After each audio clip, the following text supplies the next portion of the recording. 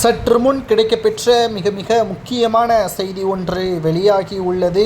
திராவிட முன்னேற்ற கழகத்தின் மிக முக்கிய மூத்த நிர்வாகியும் மூத்த அமைச்சருமான துரைமுருகன் பதவி பறிக்கப்படுகிறது. அமைச்சர் பதவியும் பொதுச்செயலாளர் பதவியும் இணைந்து பறிக்கப்படுவதாக திமுகவின் அரசியல் வட்டாரத்தில் செய்திகள் நாம் ஏற்கனவே பதிவு செய்திருந்தோம். தற்பொழுது அதை உறுதி செய்யும் விதமாக ஊடகங்களிலும் திமுக தலைமை தெரிவித்துவிட்டது. இன்னும் ஒரு சில வாரங்களில் துரைமுருகன் தானாக ராஜினாமா கடிதத்தை முன்வழங்குவார்.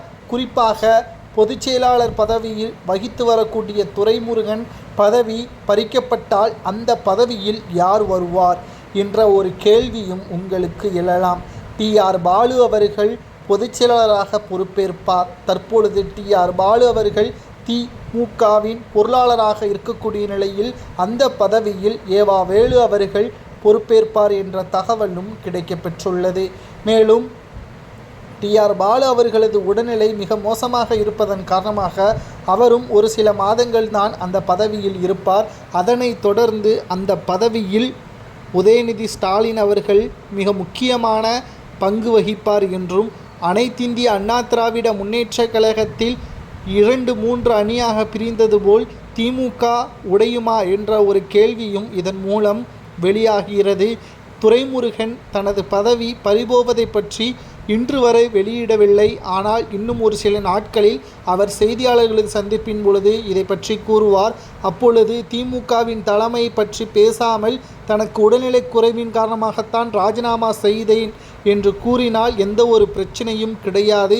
அதுவே திமுகவின் தலைமையின் கட்டுப்பாட்டில் இருக்கக்கூடிய சில விரோதிகளின் தூண்டுதலின் பெயரில்தான் தனது ராஜினாமா கடிதத்தை கொடுக்கிறேன் என்று கூறினால் நிச்சயம் அவரது அமைச்சர் பதவியும் அடுத்து பறிபோகும். ஏற்கனவே உதயநிதி ஸ்டாலின் அவர்கள் தெரிவித்துவிட்டார், 2026 சட்டசபை தேர்தலில் துரைமுருகனுக்கோ திமுகவின் மூத்த அமைச்சர்களுக்கோ மீண்டும் வாய்ப்பு வழங்க வேண்டாம். நிச்சயமாக அது திமுகவின் தோல்விக்குத்தான் வழிவகுக்கும் என்பதை தெள்ளத் தெளிவாக உதயநிதி ஸ்டாலின் அவர்கள் தெரிவித்திருந்தார். இன்றைக்கு உதயநிதி ஸ்டாலின் அவர்கள் திமுகவின் தலைவரிடம் ரகசியமாக சந்தித்துள்ளார். இதன் மூலம் இளைஞர்களுக்கு அதிக வாய்ப்புகளை சட்டசபை தேர்தலில் கொடுத்தால் மட்டும்தான் அரசியல் களத்தில் துணிச்சலாக போராட முடியும் என்றும் தெரிவித்திருக்கிறார். இதற்கு ஸ்டாலின் சம்மதம் தெரிவித்திருப்பதாகவும் கூறப்படுகிறது.